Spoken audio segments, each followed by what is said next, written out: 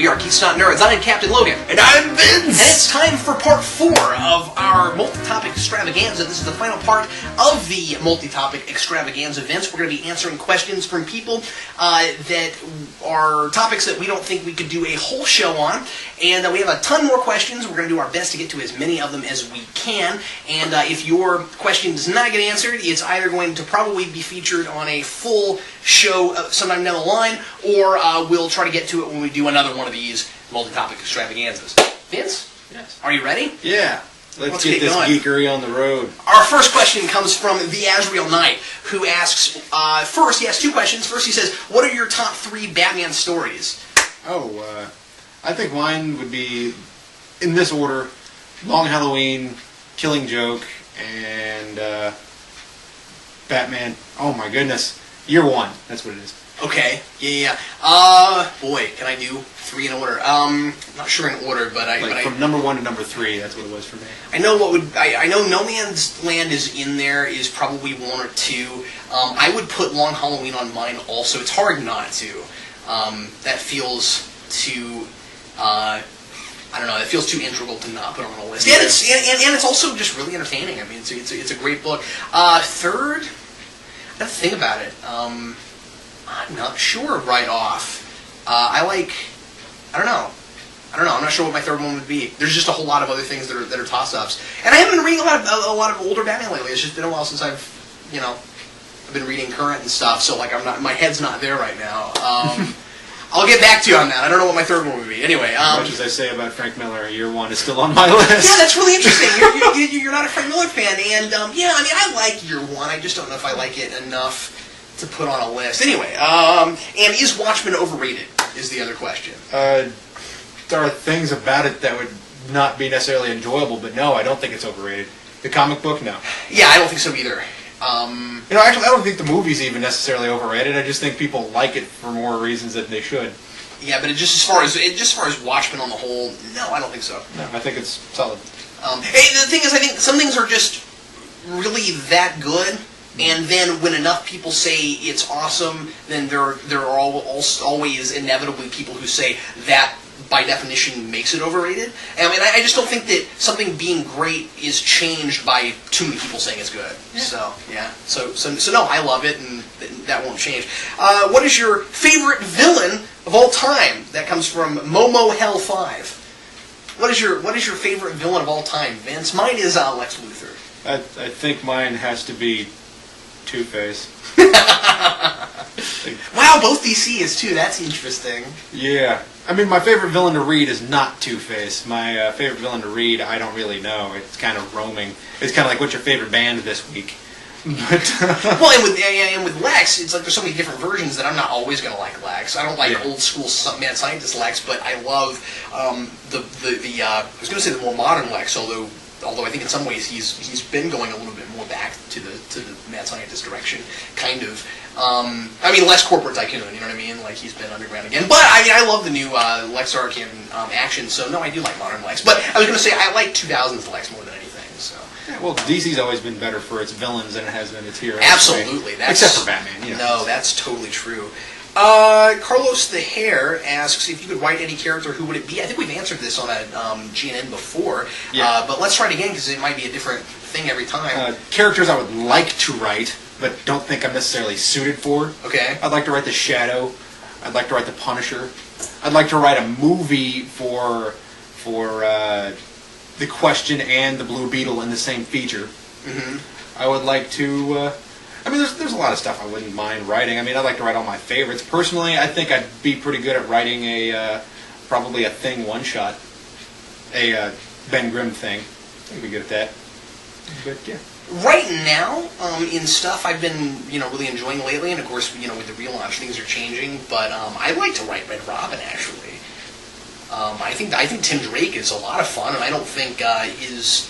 I don't think his series went as far as it could have, because it didn't last long enough. Like, there's just a lot of great things to do with that character, and what was done there was fantastic. But I don't know, he's really the very idea of a 17-year-old kind of running Wayne Enterprises. I really enjoyed that. It was very interesting. I'll say this: I'd much rather write original material than I would write somebody else's character. Yeah, well, and the thing is, I think when I was a kid, I always thought I'd rather write other people's characters and stuff, and then you sit down and write a fanfic, and it doesn't always work out, you know what I mean? Like I've had, just watching TV or reading comics or reading novels, I've just had more worthwhile ideas that are wholly separate from anything else. So, yeah, I'd rather work on, like, solo stuff, original work. Anyway, moving on, that wasn't the question. Doctor Who Forever 100 asks, and let me also, by the way, mention that there are going to be lots more Batman movie questions, and we'll knock those out as quick as we can because we've been doing tons and tons of Batman movie questions during this thing. I have a question. We have an answer. Batman is to be rebooted for the Justice League movie. Is this necessary? Couldn't they have Nolan's Batman in Justice League? Okay, two things on that. First of all, as I understand it, and of course this may change, and this has been changing here and there, but as I understand it, if they're doing a Justice League movie, it's not necessarily going to be the characters they're setting up. So even when they do the Batman reboot, that may not be the Batman we see in Justice League. As far as I understand, Warner Brothers' strategy is not to do it the Avengers way. That's what I read a month or two ago. I think that's still what they're saying. So take this with a grain of salt. I don't know if that's still what they're talking about, but originally what they said was they're going to do some characters so that we get them, on film first. But those won't necessarily be the versions we get in Justice League. It won't be a movie continuity. So take that with a grain of salt. So my answer to that is no. We don't need to reboot Batman to have him in Justice League because it might be a different Batman anyway. Could Nolan's Batman work in Justice League? I want to say no, or at least I want to say I don't want to see that. Yeah, my gut reaction is no, but I'm not going to say that it couldn't. I'm going to say that I'd prefer to see a Batman that's a little more integrated into that universe.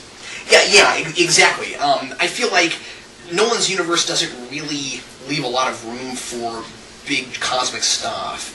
You would have to really retool his universe. Like, maybe you could get this Batman into that universe, but you would have to fundamentally change certain things and make certain things. You need cosmic things. You would need more super science. You would need more things to be commonplace for Justice League to be a feasibility in Batman's life. This is a matter of opinion, and I don't like to make a big deal out of costumes, but I don't think that costume looks good in the light. You have a point. I don't think I would care, but I guess you have a point. It's just something I decided to throw out there. Okay, so anyway, that was Doctor Who Forever 100, and and he finishes his comment by saying, "By the way, you guys are great. I watch all your videos. Thanks so much." Thank you. We make a lot of videos. Get a life. I'm kidding. No, please keep the life you have. No, I'm completely kidding. Thanks. We appreciate you. Thanks so much. It looks like I maybe didn't write down the person who wrote this one. Oops. Name your top 3 villains and your favorite incarnation portrayal of them. I didn't get that person's name. I don't know who wrote that. So sorry about that. Put your name in the comments. I missed that. I'm very sorry. Top 3 villains and favorite incarnation. Wow, this might be a video, Vince. I don't know if we can do that right this very minute. You want to just skip it and go to make that a GNN? Yes, let's just skip that one and make it. You're right. It'll be a GNN. Look right there. Asriel Knight asks, are you guys into WWE? And if so, who are your favorite wrestlers? No. No. Never found an appeal to it, sorry. Yeah, sorry, I had nothing to say on that. Do you guys think that Golden Age heroes are better than today? And here's why I think so. Back in the Golden Age, heroes chose to be heroes. Their backs have not been to the wall. Today's heroes must have some dad or mom or some family member die before they make the choice to become a hero. Talmiz 101. That's interesting. I don't think it's necessarily wholesale true, and I think he probably realizes that. Right, sure. But do I think that the old ones are better than the new ones? No. Do I think the new ones are better than the old ones? Not necessarily. No, I think there's room for both. Yeah. And I think that there needs to be both. I like realistic heroes, and I like ultra realistic heroes. Not non-realistic heroes. I love this is these days the obvious thing to say, but I love Batman the Animated Series. And I love Batman Brave and the Bold. We have room for both of these things, and Silver Age characters still have a place. Mm-hmm. And Silver Age characters still have a place even sometimes within serious stories. We've said this before, but Infinite Crisis proved that. Not Infinite Crisis, Identity Crisis. Proved that. Brought back some of the Silver Age heroes and put them in serious stories. Yeah. And I think we need to keep in mind that a character who is led to choosing to be a hero and is not the same thing as a character who has a back to the wall and has no choice but to become a hero. So What I'm saying is, this arbitrary choice, I have the ability, therefore I shall be a hero, leads to a lot of plot-driven stories. And you don't really explore a character. No, that's absolutely true. I think you can. It's harder. Yeah, as well as fundamental parts of those old characters is that I have powers, I'm a hero, and I save people, and that's what they did. I also don't think that there necessarily has to be a line between modern and Silver Age in that way. I think you can have characters in modern comics who get a superpower or develop a suit and just say, I want to try to be a superhero. I care about people, and I don't have to have this big tragic thing in my past. You know what I mean? Yeah. I don't think we have to have a cookie-cutter background for anybody like that. Yeah. And if we're going to have 1,000,001 superheroes, we need variety in backgrounds. Yeah. I don't think there's anything wrong with, I'm going to be a hero. Oh, look, it's hard. Yeah. Steel. Steel, yeah. Totally had that. He didn't have a huge, giant, detrimental background to become a hero. He said, I can do this, and I'm going to. He had things, but he didn't, it wasn't because his dad died or anything like that. There is a gap that needs to be filled, and I'm going to fill it. That's it. And I think we find people heroic who can do that. I just dropped my timepiece. Don't break your phone. Where are we at? 48. We are 11 minutes in. Only 11 minutes in. That's right. We are rolling. Here we go. Did we do one from Reverse Negative TV already? I do not remember. Okay, well, we're going to do this one. What do you think about comics not being on par with comic book movies? I.e., Steve Rogers is Cap in the movie. One of the comics, Bucky is Cap when the movie is released. Thor is not Thor anymore, and Osborn was Iron Patriot when Iron Man came out. Well, actually, here's what's interesting about that. That's not really true, because they put Cap back in the Cap costume. I mean, they put Steve Rogers back in the Cap costume right as Captain America came out. I went and saw Captain America, I think, opening night or the week after, and Captain America #1 came out that week, and that was Steve Rogers in the Captain America costume. I think more often what we see is if Marvel has a different status quo, they try to change the status quo back to align it with the movies. Yeah. I'd agree with that. And I don't know if that's necessarily bad or not. It is if it's contrived, certainly. And I won't speak to the thing with Captain America because I'm reading Captain America now, but I wasn't before that. So I don't know how contrived getting him back on the suit was and stuff. And also, they killed Bucky off just a couple issues ago in Fear Itself, right around the time Captain America came out. So I don't know. But do I have anything? Spoiler warning. He's dead. Everybody knows that. Well, maybe you don't. I'm sorry. I don't have internet, so I have no idea. Right. But do I care? That's been not really really for a while now. Provided it is the way you say it is, I really don't care. We can have a different continuity in the movie than we have right now. And I think it's one of those things where we have to remember that the comics are a business, and it's better for business theoretically. We know that movies don't necessarily do a lot with comic sales, but even for the readers they currently have, if they enjoyed a movie, they might be thinking, hey, I would sure love to be reading a comic about the guy I saw in the movie in the costume he was wearing, yada yada yada. I see why they do that, and I think it's just about good storytelling, and if you can do it in a way that's not too terribly contrived, you ought to. I'm not sure that the way you're writing it is happening all that often. I didn't know anything about the Iron Patriot thing, but anyway. You might be right about that. Yeah, it probably is. Let's see. Sorry, I'm going to skip that one because that was from somebody who we already talked about.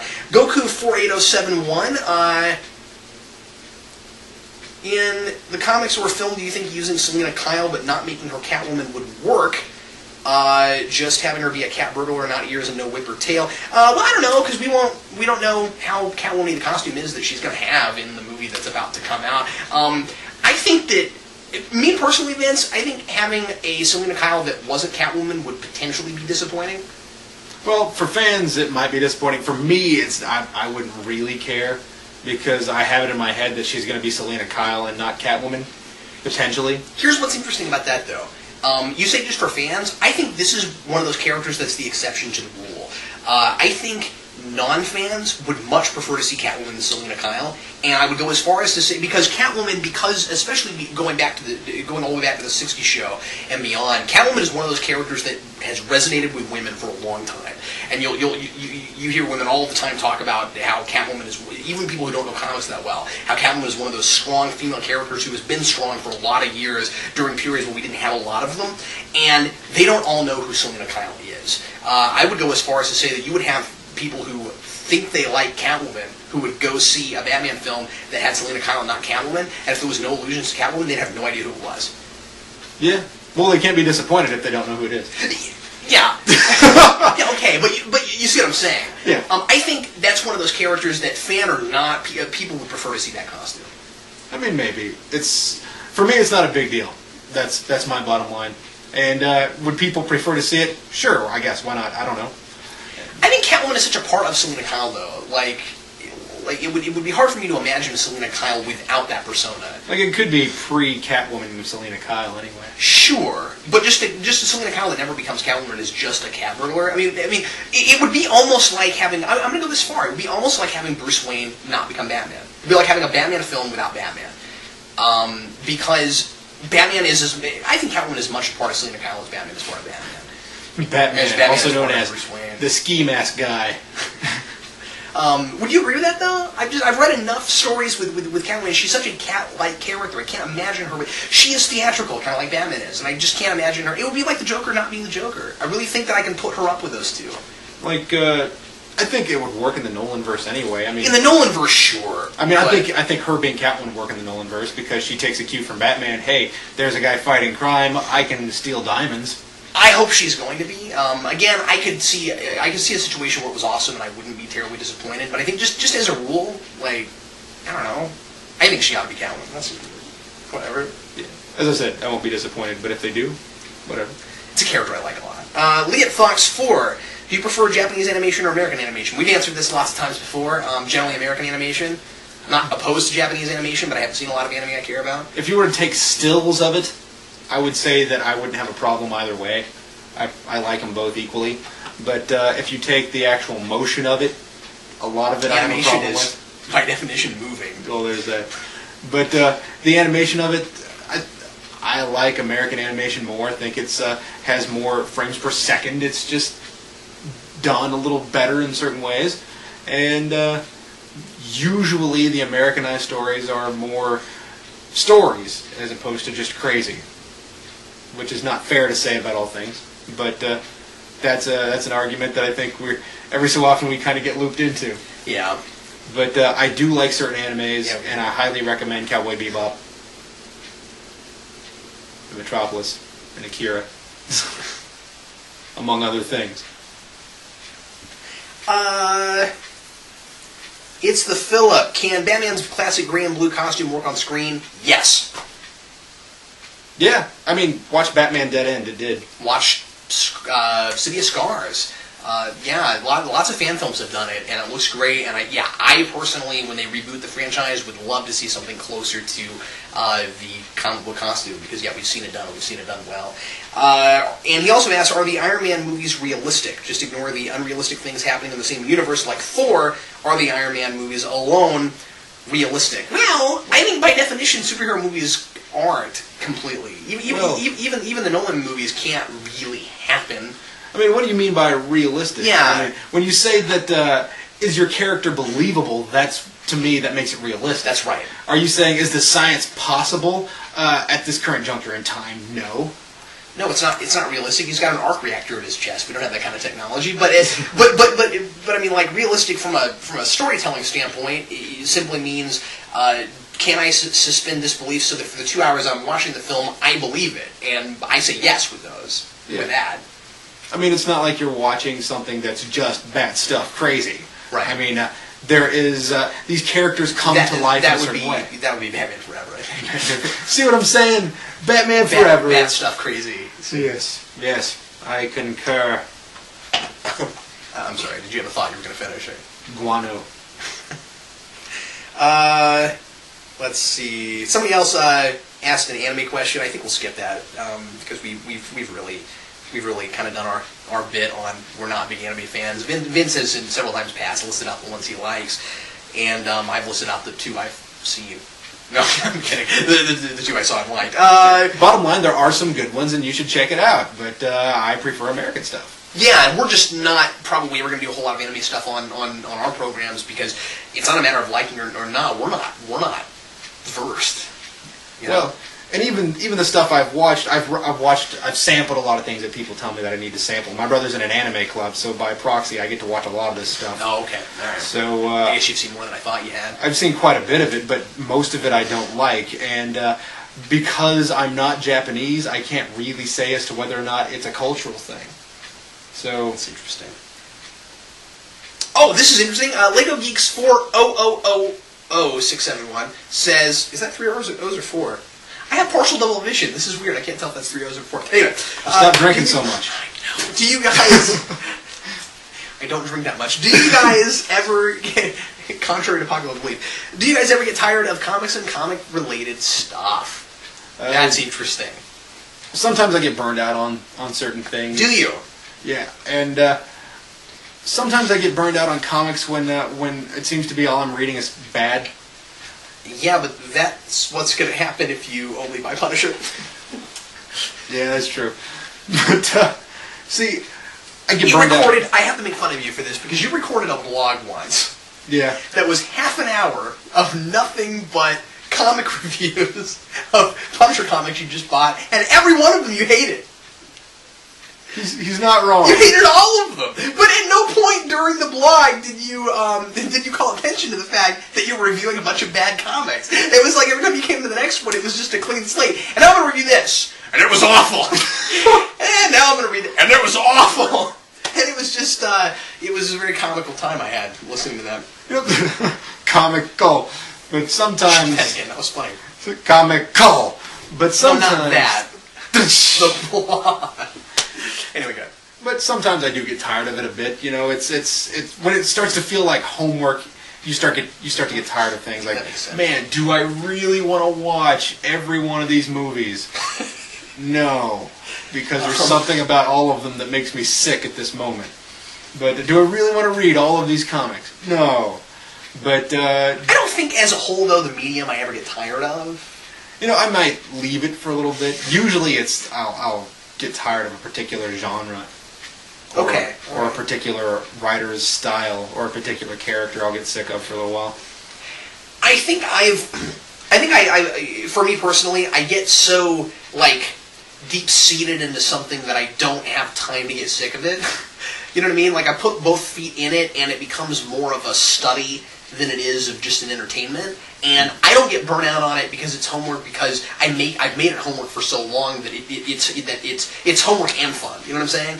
If that makes any sense. Well, yeah, it kind of has that, but I don't know. I've been running a Star Trek club for almost a decade now, and there may have been a point at some point where I felt like maybe I would get tired of Star Trek.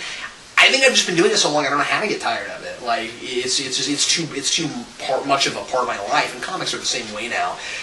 So yeah, I don't know. I don't know what it would take to get burnt out. I get sick of certain writing styles.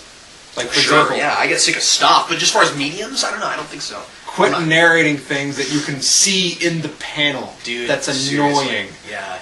Especially, I mean, there was a time where that was the generally accepted thing to do, but especially now. Yeah. I mean, you can't go back and dog Stan Lee for that. That was the standard thing to do back in the 60s. And plus, Stan Lee would just write out what was going to happen and then hand it to the artist, and the artist would put that stuff in there himself.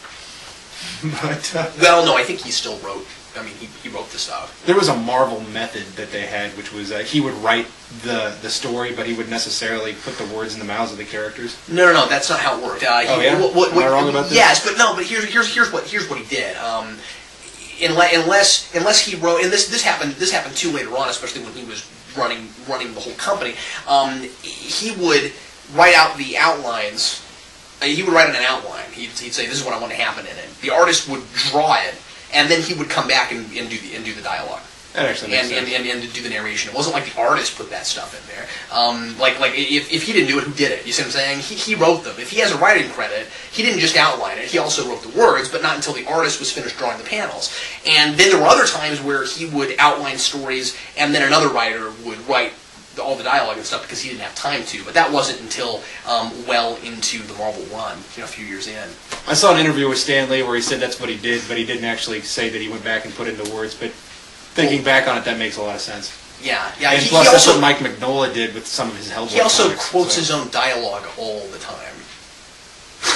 But anyway, yeah, that's how he works. I also got finished recently reading a book about Stan Lee. Here's a notch off my comics card. You can have it. No. I'm sorry. No, I wasn't trying to be mean or anything. I just thought. No, I'm sorry. I was just surprised you didn't know that.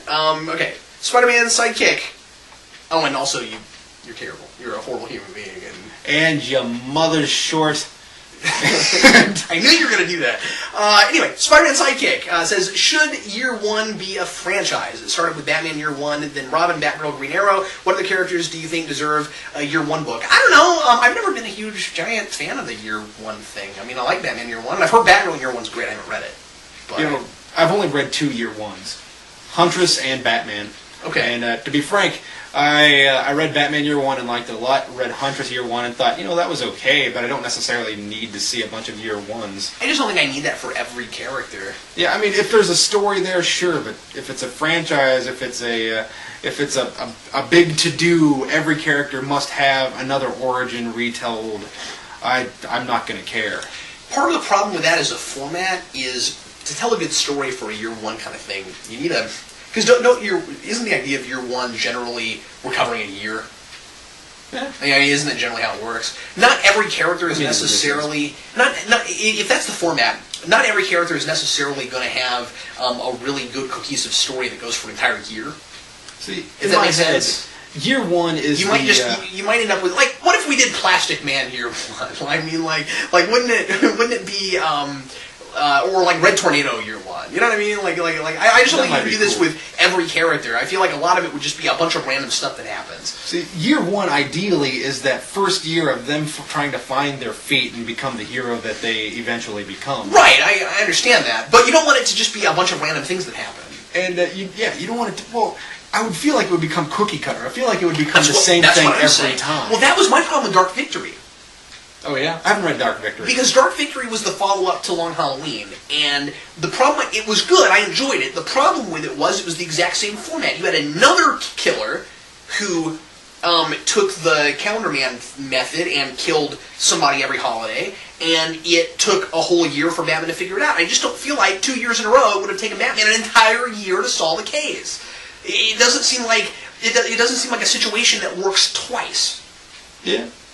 It took me out. I couldn't suspend my disbelief in the way I did in the first book. I finished it. I enjoyed it. But anyway, yeah. It was also kind of fun because the first victim was Chief O'Hara. They brought in Chief O'Hara from the 60 show and made him a character just so they can kill him off. I enjoyed that. That's amusing. 1 second. Oh, this is also from Lego Geek from earlier. Is All-Star Batman and Robin and The Dark Knight Strikes Again that bad of a book? Yes! Yes! Read them. They're awful. Vince and I meant to review All-Star Batman, and to make a long story short, we brought it to Free Comic Book Day a couple years ago when we first did that. Wow, it's been that long, Vince. It's been over a year. Not 2 years ago, but the year before last, the year before this year. Anyway, I thought I lost it, and it turned out that I just put it on the wrong shelf. And so for like a year and 3 or 4 months, I thought I was missing this thing. I finally found it again, but we were going to review it, and I couldn't find my copy, and I don't think Vince has it because Vince doesn't like it. So I had it, but I bought it to give away, and we thus gave it away. I thought it was, I don't know, I thought All-Star was a really interesting exercise. Ultimately, I don't like it. I don't want Batman to be reprehensible. That's the bottom line. I did not enjoy reading Batman being reprehensible. I would have enjoyed it if Robin would have been the anchor. Well, and he should have, and maybe I could have. You're right. Maybe I could have dealt with Batman being such an a-hole if that had been the case. And you're right, it should have been. Yeah. But we followed Batman too much through it. I mean, there was too much. You were too much in Batman's head. I did enjoy Batman painting himself yellow so that he could deal with Green Lantern. That was fun. Basically, there is no story in All-Star Batman and Robin. There is no story. Like it's also not even finished. He doesn't know where he's going. He's trying to create a world. And he's essentially trying to create like, this is how we're going to present this character. This is how we're going to present these characters, and none of this stuff is related to each other. He's introduced Batman and Robin, and now they're trying to prove that the other heroes in the universe are worthless, and that's essentially the bottom line. Yeah. And that's what All-Star Batman and Robin is. Dark Knight Strikes Again, I've only read about half of, and I just thought it was kind of convoluted. It was kind of too many characters. Like I just didn't need to see the entire Justice League in that universe. I don't know. It wasn't awful. I wasn't interested. I stand by that it was awful. Okay, all right. I finished it. It didn't make any sense by the time you got to the end. I mean, like, it wasn't making sense where I was, but it's basically a bunch of people yelling at each other. He's trying to make some sort of big, grandiose political statement, and it doesn't work. It seems to be this sort of convoluted idea of liberal conservatism, conservative liberalism, and stuff that makes no sense. People are yelling at each other. People are cussing at each other. People are. It's basically the point of the book is that media has gotten to the point that it's just a shouting match, and that's all you can really glean from Dark Knight Strikes Again. That is the bottom line. And I think it was also talking about media being like too commercial and too anything goes.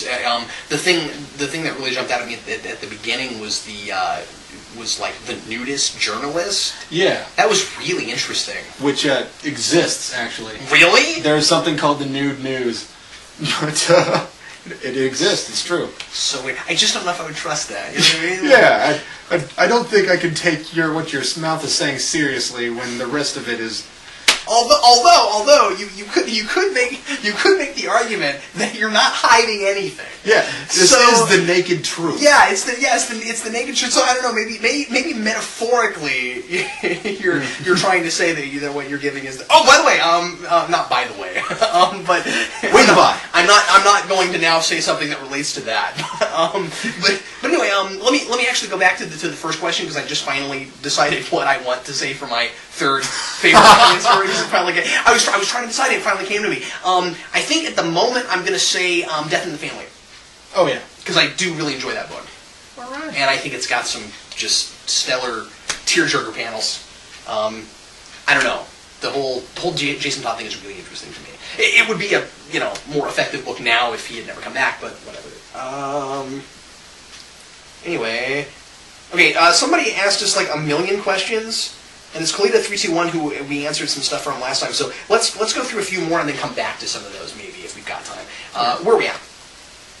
We are at 9:09 and we started at 36. Okay. So it's been over half an hour now. Okay. 33 minutes. What do you think? 10 more minutes? Yeah. Okay. All right. We'll stop at 9:19. Because you know what? If you don't want to keep watching, you have the power to stop. Okay. This is cool. This is from Nightspawn. By the way, Nightspawn is always really inventive. He's got some of the best questions we've done on the show have been from Nightspawn. Thank you very much. I just want to say that. This guy that was spawned at night, he was pretty awesome. He's great. I also really like him because he's bought some of my comics on eBay. I'm kidding. Is comics collecting and other pop culture items hoarding? That's interesting. I've had friends say that I collect way too many comics, games, and movies. I always say I'm just expanding my collection. Do you think they're one and the same, or are they different?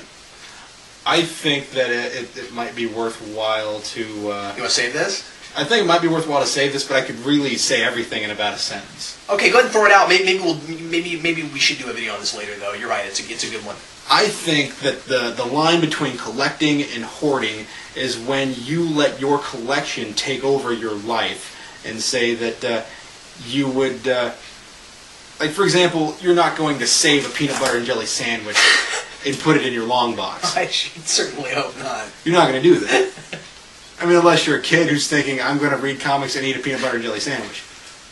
But there's a difference between being gross and being practical and being a collector and being a person that wants to keep everything. Did you collect trading cards when you were a kid? A bit. Any comic book ones or like movie ones? I actually have a big 3-ring binder of them. Did you ever like buy a full box and not open them for a long time?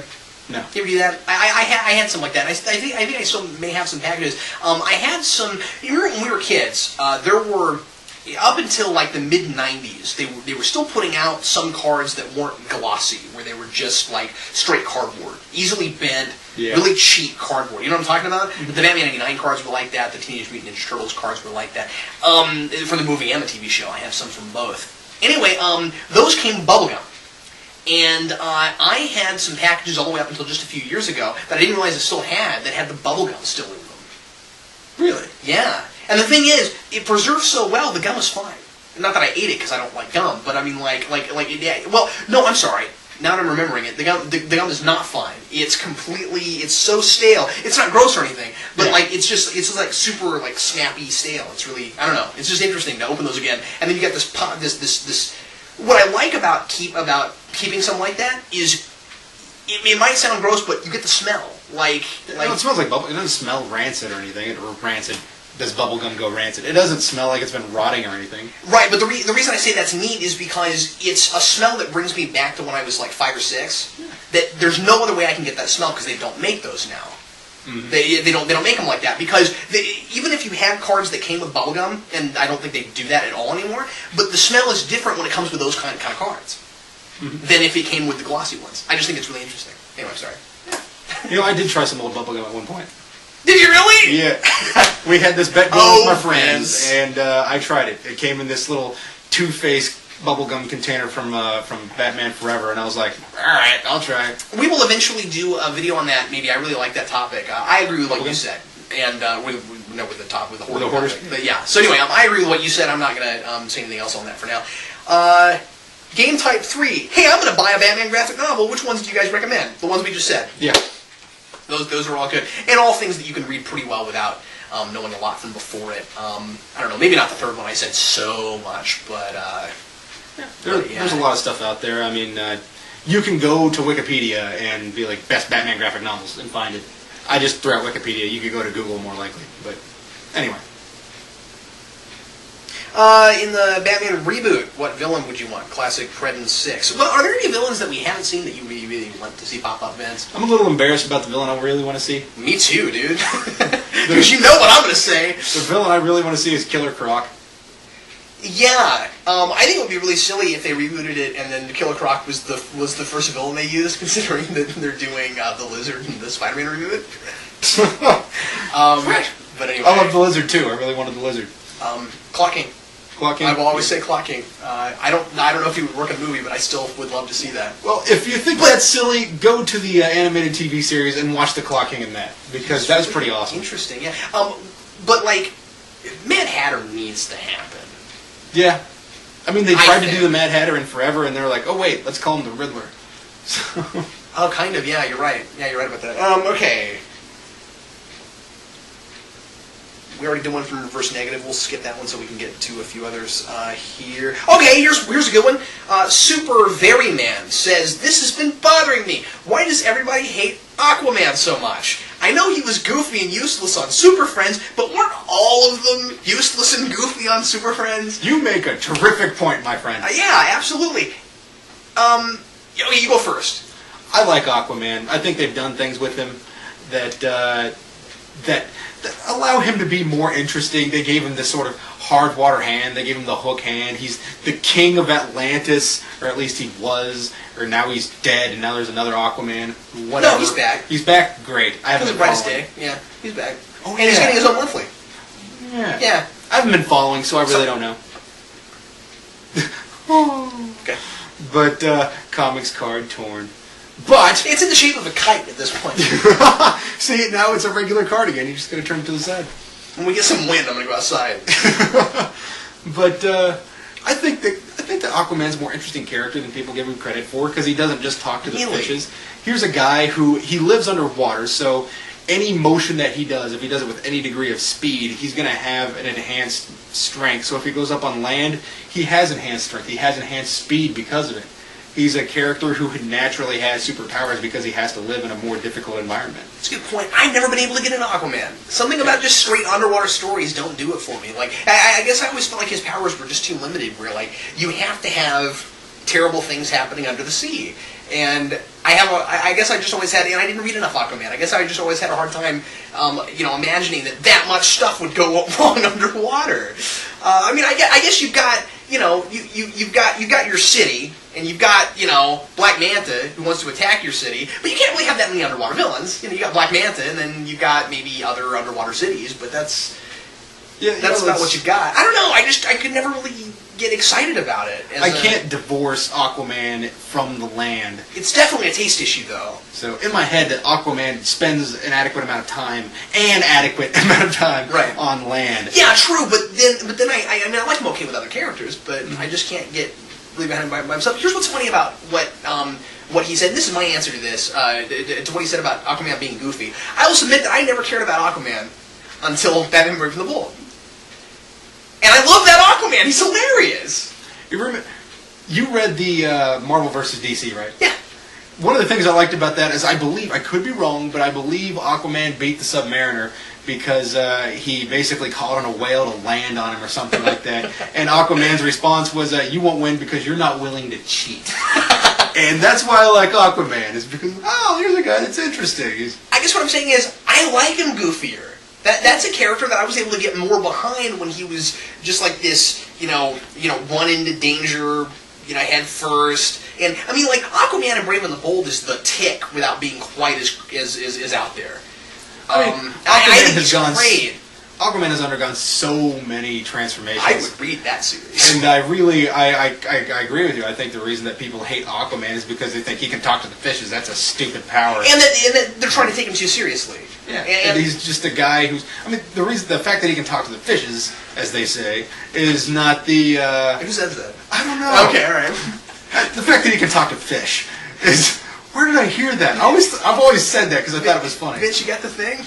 Did you get the thing? Did you get the bullets for the thing? Yeah, I brought the bullets for the thing. All right. But the fact that he can speak to fish is not his only power, and that's not what makes him cool. Right. So people who hate Aquaman don't really get Aquaman. I don't think I do. Let's do a couple more. The Real Avatar Blues asks, what do you guys think of the Tales from the Crypt TV series, and how do you feel about it being remade without the anthology format and recurring characters? That's weird. Yeah, I didn't know about that either. I like Tales from the Crypt. It was a lot of amusing. You had a good chance for a lot of cameos. You had Dan Aykroyd was in one of them. That pleases me. Well, in fact, I think you recommended it once. Yeah, I recommended the slipcase of the books. Yeah, of the books. Okay, of the original comics. But We've been recommending things for 2 years. I don't know. Tales from the Crypt, the TV series, was solid. It was a decent representation, and it was tongue-in-cheek enough. I mean, Tim Curry played 2 women and a man. So, in the same episode... Really? 2 very ugly women and a very ugly man. But yeah, I think that stuff's solid. I don't necessarily want recurring characters. In fact, I would go as far as to say I don't want recurring characters. Let's do one more, Vince. One more. Senior Nerd asks, we're well past half an hour. If Bryan Singer directed X-Men First Class like it was originally planned in the first place instead of Matthew Vaughn, do you guys think it would have been better or worse? I think it would have been different.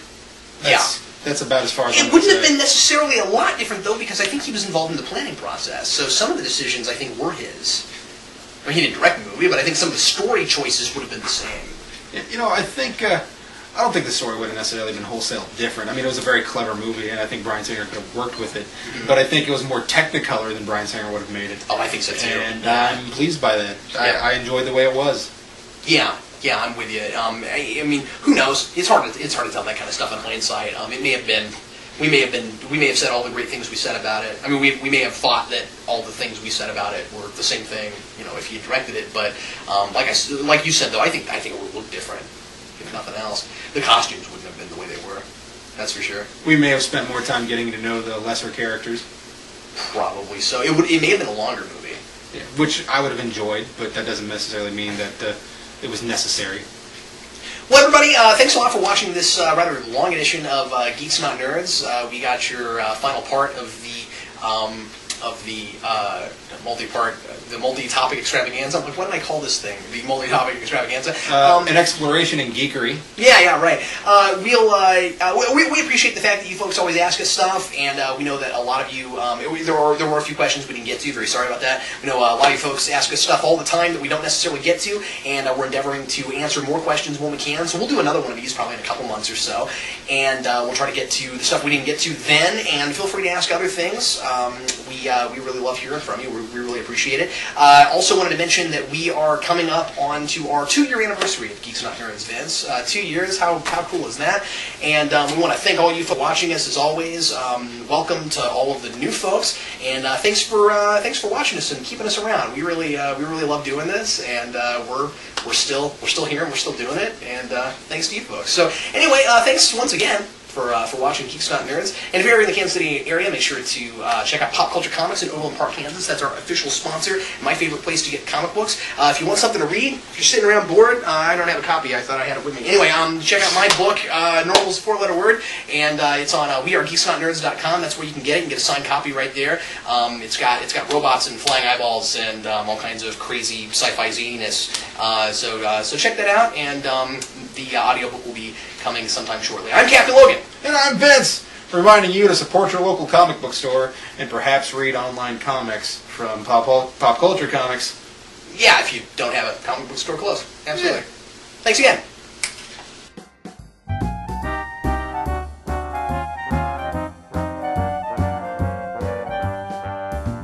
I'm pretty sure Tom Welling versus zombies would be a whole lot like Clark Kent in Some Love Triangle that takes up 98% of the movie, and then a single fight scene in 5 minutes beats all the zombies. You know, to hear Superman whine is one thing, but to see a zombie roll his eyes at Superman, that's another thing. That's another thing entirely.